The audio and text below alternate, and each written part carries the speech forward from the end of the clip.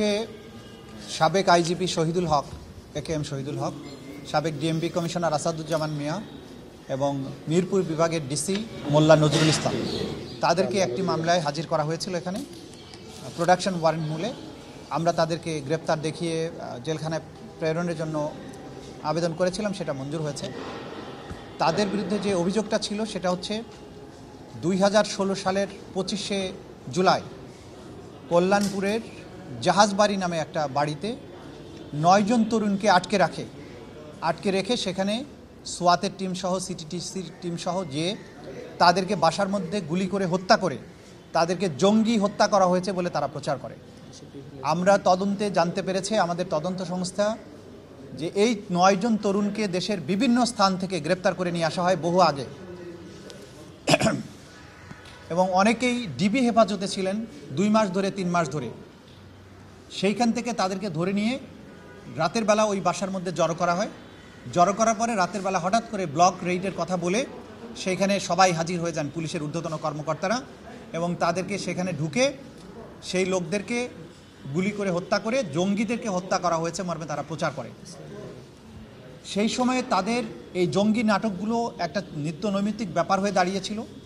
যারা ইসলামিক ভাবাপন্ন জনগোষ্ঠী বাংলাদেশের, তাদের মধ্যে প্রকৃত অপরাধী কেউ থাকতেও পারে, সেটা ভিন্ন কথা, কিন্তু সাধারণভাবে একটা ভয়ের সংস্কৃতি চালু করার জন্যে যারাই একটু ইসলামিক ভাবধারার মধ্যে ছিল তাদেরকে এইভাবে জঙ্গি নাম দিয়ে ধরে নিয়ে গিয়ে বিভিন্ন জায়গায় হত্যা করে।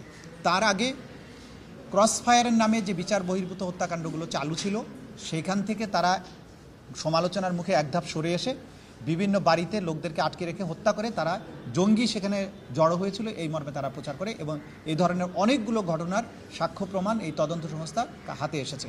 তারই একটি অংশ ছিল এই জাহাজবাড়ি হত্যাকাণ্ড।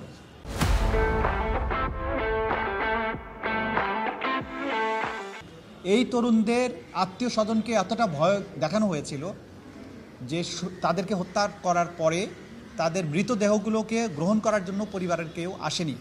বলা হয়েছে যে তারা পরিবার তাকে ঘৃণা করে সেজন্য আসেনি, কিন্তু তদন্ত সংস্থা যেটা জানতে পেরেছে যে তাদেরকে ভয় দেখানো হয়েছিল এবং একটা ঘৃণার সংস্কৃতি চালু করার জন্য, যে এই মানুষগুলোকে বিচার বহির্ভূতভাবে হত্যা করা সত্ত্বেও তাদের প্রতি মানুষ যাতে সিম্পাথাইজড হতে না পারে সেজন্য বলা হয়েছিল যে তাদের পরিবার তাদেরকে ঘৃণা করে।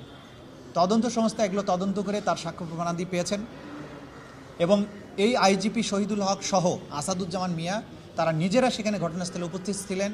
তাদের নির্দেশনায় পরিকল্পনায় এই জঘন্যতম হত্যাকাণ্ডটি বাস্তবায়ন হয়, এবং এই ধরনের জঙ্গি নাটক সাজিয়ে মানুষকে হত্যা করার তারা একটা কালচারে পরিণত করেছিলেন, এবং সেই কালচারের ধারাবাহিকতায় বাংলাদেশের বিভিন্ন জায়গায় অনেকগুলো ঘটনা এরকম ঘটেছে। সে কারণে এটা একটা মানবতা বিরোধী অপরাধ হিসাবে গণ্য করে এর বিরুদ্ধে তদন্ত শুরু হয়েছে। তদন্তর প্রক্রিয়ার কাজ চলছে, অনেক সাক্ষী আমরা ইতিমধ্যে পেয়েছি।